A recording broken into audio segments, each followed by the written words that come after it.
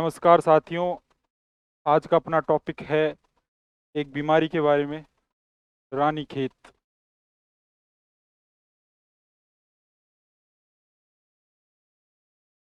काफ़ी important disease है। जितनी भी कॉम्पिटिटिव एग्जाम्स होती हैं वेटनरी की, चाहे आप कुछ भी मानो, तो काफ़ी बार क्वेश्चन पूछा गया है कि रानीखेत किसकी बीमारी है। तो डिजीज है रानीखेत, आज इसके बारे में पढ़ेंगे।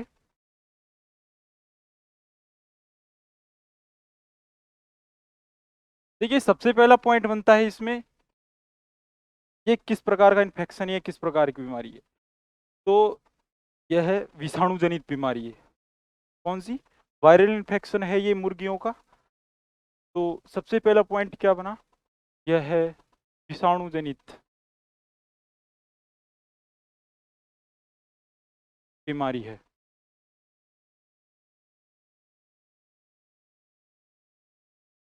अब देखिए, रानीखेत जो रोग है वो प्रभावित तो सभी को करता है, जैसे कि मुर्गी को भी करता है, तोते को भी करता है, मोर को भी करता है, बाज को भी प्रभावित करता है, जितने भी जंगली बर्ड्स होते हैं उनको भी प्रभावित करता है। लेकिन सबसे ज्यादा ये प्रभावित करता है वो किसको करता है? पोल्ट्री को। मुख्यतः किसकी बीमारी है ये? मुर्गी की बीमारी है। अब देखिए, अपन फर्स्ट स्टेप में पढ़ेंगे उपनाम इसके। अब मेडिसिन में कोई भी डिजीज है उसका सबसे पहले उपनाम पढ़ा जाता है। तो रानीखेत के हम उपनाम देखते हैं सबसे पहले। देखिए, रानीखेत का उपनाम सबसे पहले आता है, इसको न्यूकैसल डिजीज भी बोलते हैं।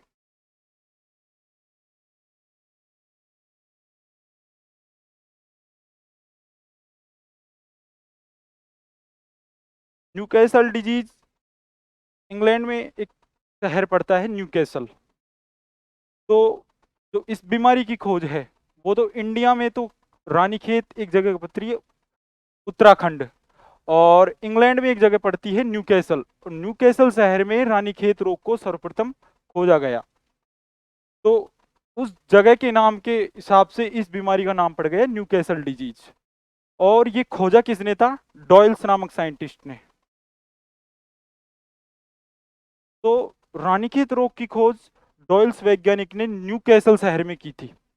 तो सबसे पहला इसका नाम पड़ गया न्यूकैसल डिजीज। दूसरा पॉइंट आता है, डॉयल्स नामक साइंटिस्ट के आधार पर इसको डॉयल्स डिजीज भी कहते हैं। और डॉयल्स ने कब की थी? 1926 में।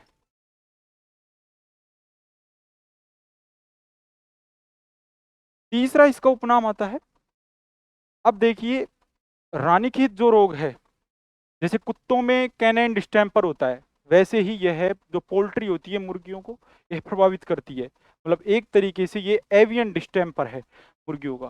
तो तीसरा जो इसका उपनाम आता है वो क्या आता है? Avian distemper.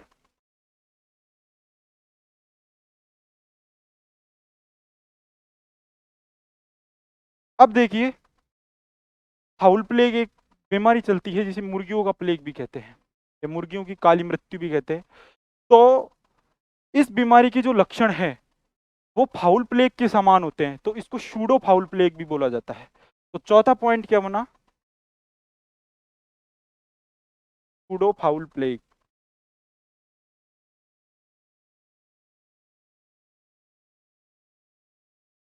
इसके अलावा इस बीमारी को बोला जाता है एवियन पेस्ट। तो अगला इसका उपनाम आता है एवियन पेस्ट। इसको एवियन पेस्ट भी बोलते हैं। एवियन का अर्थ क्या होता है? पक्षी। और पेस्ट, तो एवियन पेस्ट इस बीमारी को बोलते हैं, रानीखेत को। और इसका जो अगला उपनाम आता है वो आता है न्यूमो एनसिफेलाइटिस।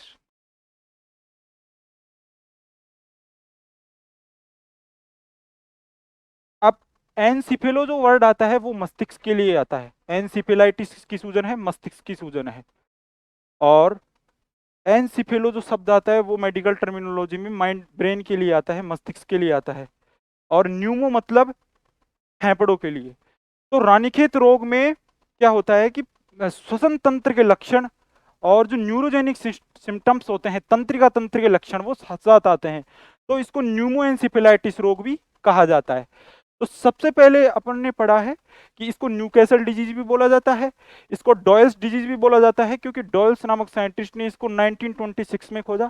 थर्ड पॉइंट, इसको एवियन डिस्टेम्पर भी बोलते हैं, इसको शूडो फाउल प्लेग भी बोलते हैं, इसको एवियन पेस्ट भी बोलते हैं, और इसको न्यूमो एन्सेफेलाइटिस भी बोलते हैं। अगला देखिए, कोई भी बीमारी है उसके उपनाम पढ़ने के बाद हम पढ़ते हैं उसका होस्ट। तो रानीखेत डिजीज का जो होस्ट है वो क्या है? मुर्गी, पोल्ट्री।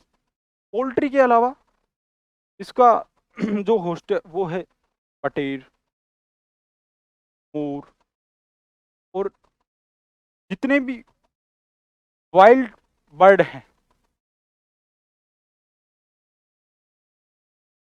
अब देखिए, रानीखेत रोग स्प्रेड कैसे होता है, फैलता किससे है, या मोड ऑफ ट्रांसमिशन, फैलने का तरीका क्या है? एमओटी। एम का अर्थ होता है मोड, ओ मतलब ऑफ, टी मतलब ट्रांसमिशन, रोग का प्रसार या ये बीमारी स्प्रेड कैसे होती है। तो देखिए, मान लीजिए ये कोई भी पात्र है और इसमें क्या है, पानी भरा है। जब कोई भी, मान लीजिए कोई स्वस्थ पोल्ट्री या स्वस्थ मुर्गी, क्योंकि अपन पोल्ट्री के बारे में पढ़ते हैं अपन यहाँ, तो कोई भी पोल्ट्री आ गई यहाँ, कोई भी मुर्गी आ गई और मुर्गी ने इस पानी को पी लिया, ये है संक्रमित, जिसके रानीखेत हुआ है पहले से, या संक्रमित पक्षी का पानी। तो अगर इसको पी लिया तो इसके लक्षण किस में आ जाएंगे? दूसरे पक्षी में। तो इस बीमारी का जो संक्रमण, या संक्रमण किसके माध्यम से होती है या फैलती किसके माध्यम से रानीखेत? ये होती है कंटामिनेटेड वाटर, मतलब संक्रमित पानी से। और इसके अलावा इसका जो इन्फेक्शन होता है वो होता है संक्रमित दाने से।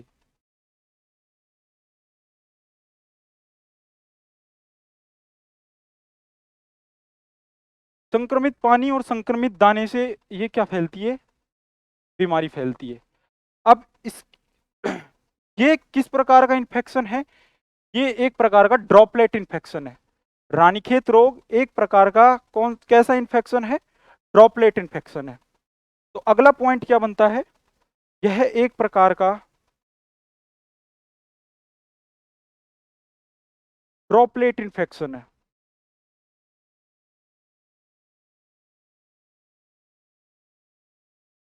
अब देखिए, ड्रॉपलेट इन्फेक्शन क्या होते हैं? ड्रॉपलेट इन्फेक्शंस उन इन्फेक्शंस या उन संक्रमण को बोला जाता है जो कि संक्रमित छींक से फैलते हैं, जैसे कि संक्रमित पानी से फैल गया, उसके अलावा नाक से फैल गया।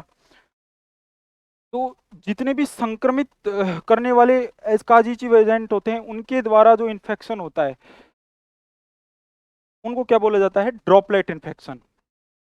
तो रानीखेत में रानीखेत डिजीज का जो इन्फेक्शन है वो किस प्रकार का इन्फेक्शन है? Droplet infection. और दूसरा पॉइंट, ये कैसी डिजीज है? रानीखेत एक प्रकार की एयरबॉर्न डिजीज है। कौन सी? एयरबॉर्न डिजीज, मतलब कि रानीखेत जो रोग है वो वायु के माध्यम या हवा के माध्यम से भी क्या होता है? फैलता है। एयर वर्ड किसके लिए आता है? हवा के लिए। एयरबॉर्न इन्फेक्शन कौन सा हो गया? रानीखेत हो गया। अगला देखिए, कोई भी डिजीज है उसका इंक्यूबेशन पीरियड आता है, मुख्यतः वायरल इन्फेक्शंस में।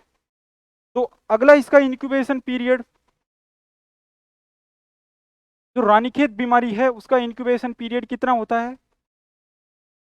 4 से लेके और 15 दिन तक। तो इंक्यूबेशन पीरियड, या इसको ऊष्मायन काल भी बोलते हैं हिंदी में बोले तो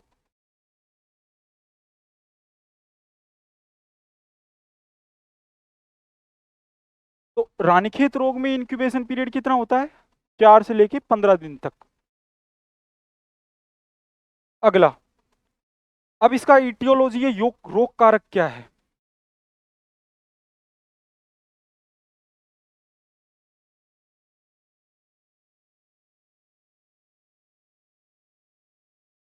अब देखिए, एक वायरस आता है paramyxo virus.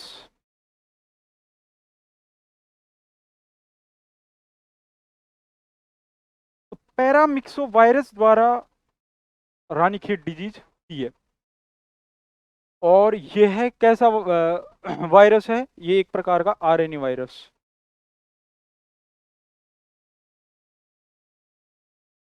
Single standard RNA है। और इसके अलावा ये एक प्रकार का रूबेला वायरस है। कौन सा? रूबेला।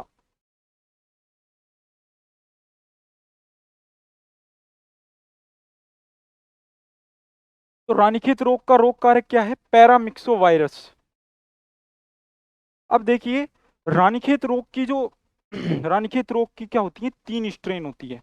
एक तो मीसोजेनिक, एक लेंटोजेनिक और एक वेलोजेनिक। तो रानीखेत रोग की कितनी स्ट्रेन हो गई? 3 स्ट्रेन। तो रानीखेत रोग में क्या होती है? 3 स्ट्रेन होती है। एक तो होती है लेंटोजेनिक, एक होती है मीसोजेनिक,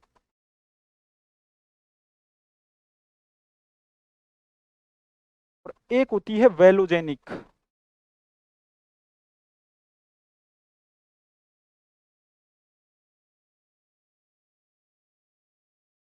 लेंटोजेनिक में तो सबसे कम मृत्यु दर होती है। मीसोजेनिक में मध्यम मृत्यु दर होती है। जबकि वेलोजेनिक में बहुत तीव्र मृत्यु दर होती है। 3 स्ट्रेन पाई जाती है रानीखेत रोग की। तो लेंटोजेनिक स्ट्रेन में कम मृत्यु दर। इसके अलावा मीसोजेनिक, मीसो मध्य, तो मध्यम मृत्यु दर।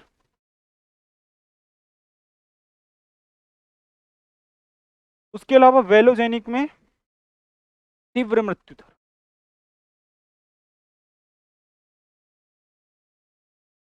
अब देखिए, इन तीनों स्ट्रेंस में सबसे ज्यादा तो घातक स्ट्रेंस होती है, वो होती है वेलोजेनिक। वेलोजेनिक स्ट्रेन सबसे ज्यादा घातक होती है।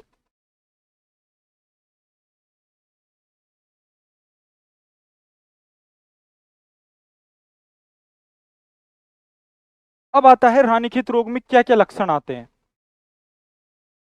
देखिए, रानीखेत रोग में पाचन तंत्र के लक्षण, उसके अलावा श्वसन तंत्र के लक्षण, उसके अलावा तंत्रिका तंत्र के लक्षण, और उसके अलावा जनन तंत्र के लक्षण आते हैं। वैसे ये प्रभावित करता है पूरी बॉडी को, लेकिन मुख्यतः इसका पाचन तंत्र का लक्षण और एक श्वसन तंत्र का लक्षण।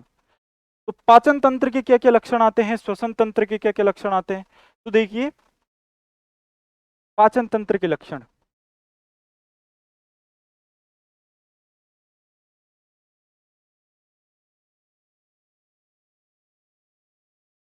पाचन तंत्र के लक्षण में क्या आता है इसमें?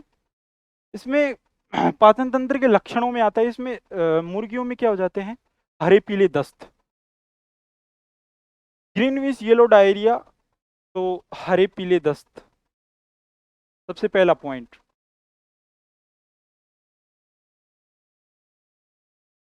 दूसरा पॉइंट, इसमें क्या होता है? प्रोवेंटिकुलस पर पिन पॉइंट हीमोरेज आता है, बिंदु समान। दूसरा पॉइंट आता है प्रोवेंटिकुलस पर पिन पॉइंट हीमोरेज।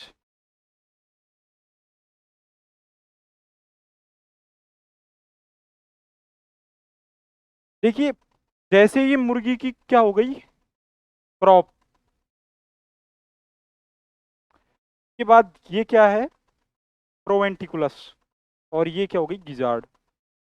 तो इस पर बिंदु समान क्या होते हैं? हीमोरेज आते हैं। तो इसमें 2 प्रश्न निकल कर आते हैं। एक तो प्रोवेंटिकुलस क्या है? देखिए, प्रोवेंटिकुलस मुर्गियों में ग्रंथिल अमाशय को कहा जाता है। मुर्गियों का जो ग्रंथिल अमाशय है वो किसको, या सत्यामाशय, ग्लैंडुलर स्टोमक, वो क्या है? प्रोवेंटिकुलस। और इस प्रोवेंटिकुलस पर बिंदु समान हीमोरेज किस बीमारी में आते हैं?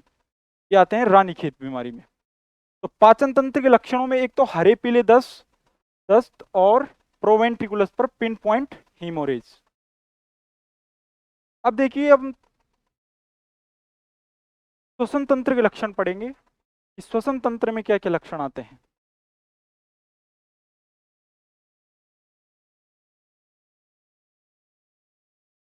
तो श्वसन तंत्र के लक्षणों में मुर्गी छींकती है, तो सबसे पहला पॉइंट क्या हो गया? छींकना या स्नीजिंग।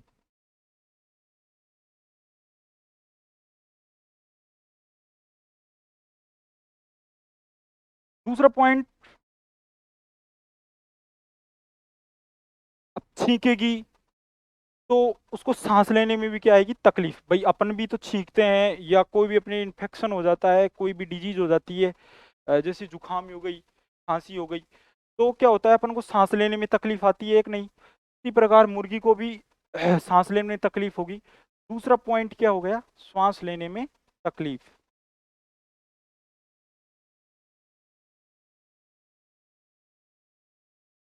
तीसरे पॉइंट में क्या आता है? मुर्गी का ऊपर मुंह करके क्या लेती है? मुर्गी सांस लेती है, और इस क्रिया को क्या बोलते हैं? गास्पिंग। मतलब मुर्गी क्या करती है? एक तरीके से गास्पिंग करती है, ऊपर मुंह करके क्या लेती है? सांस लेती है। तो गास्पिंग मतलब ऊपर मुंह करके श्वास लेना।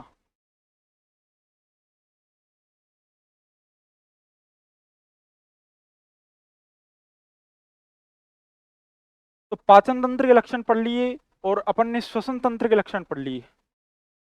अब तीसरे पढ़ेंगे अपन जनन तंत्र के लक्षण। भाई रिप्रोडक्टिव जो सिस्टम है उस पर क्या इफेक्ट पड़ता है रानीखेत रोग में मुर्गियों पर? तीसरा, जनन तंत्र के लक्षण।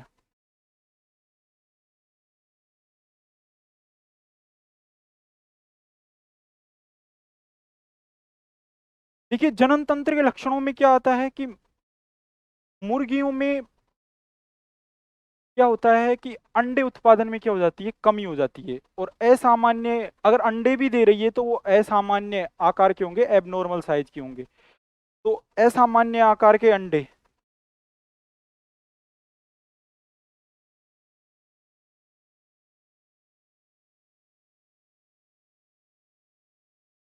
और दूसरा पॉइंट आता है इसमें, अंडे उत्पादन में कमी।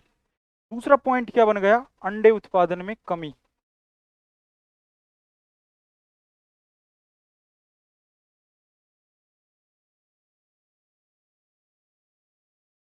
तीसरी, जनन क्षमता में कमी, मतलब जो उसकी रिप्रोडक्टिव एफिशिएंसी होगी वो धीरे धीरे क्या हो जाएगी? गायब हो जाएगी। तीसरा पॉइंट क्या आता है? जनन क्षमता में कमी।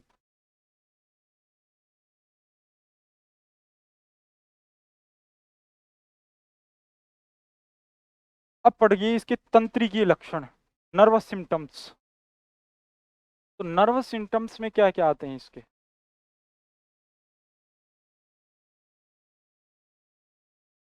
देखिए तंत्रिकीय लक्षणों में मुर्गी क्या करती है? मुर्गी को चक्कर आते हैं, कन्वल्जेंस आते हैं, तो वो क्या करती है? घूमती है चारों तरफ। तो तंत्रिकीय तो है आना। अब बार बार वो क्या करेगी? राउंड सर्कल के रूप में गति करेगी, तो सर्कल के रूप में गति।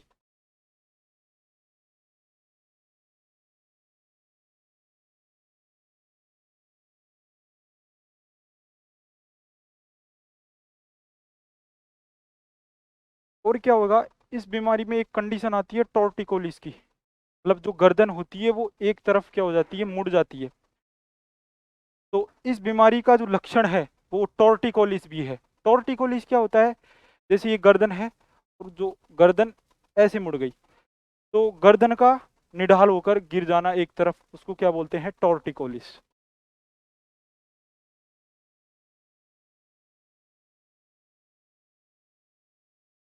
और इस बीमारी में जो प्रमुख लक्षण है, जो मुर्गी के जो पंख है वो क्या हो जाते हैं? असामान्य आकृति के हो जाते हैं, एबनॉर्मल विंग्स।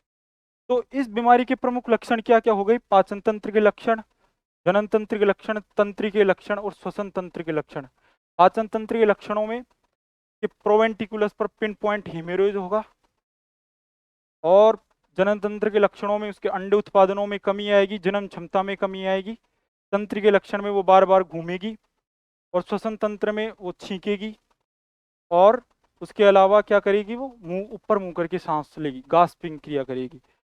अब देखिए कोई भी बीमारी है, बीमारी में अपन ने क्या पढ़े, सिम्टम्स पढ़े। अब सिम्टम्स पढ़ने के बाद हमने इसकी पहले इसके इटियोलॉजी के बारे में पढ़ा, इटियोलॉजी के सबसे पहले उपनाम पढ़े। अब देखिए अगला जो पॉइंट आता है इस बीमार अब क्या होता है, रानीखेत रोग का जो इंक्यूबेशन पीरियड होता है वो होता है 4 से लेकर 15 दिन तक। कितना? 4 से लेकर 15 दिन तक। और इंक्यूबेशन पीरियड को क्या बोलते हैं, ऊष्मायन काल भी बोला जाता है।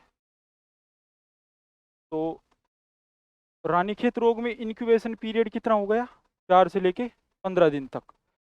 अब देखिए रानीखेत रोग का हम बचाव कैसे करेंगे, इसका वैक्सीनेशन कैसे किया जाता है। तो एक वैक्सीन आती है लासोटा वैक्सीन, और कई कॉम्पिटिटिव एग्जाम में भी पूछा गया है, और 2016 वाली एग्जाम में भी पूछा गया था कि लासोटा वैक्सीन किस बीमारी में लगाई जाती है। तो वैक्सीनेशन में अपन क्या क्या करेंगे, एक तो लासोटा वैक्सीन,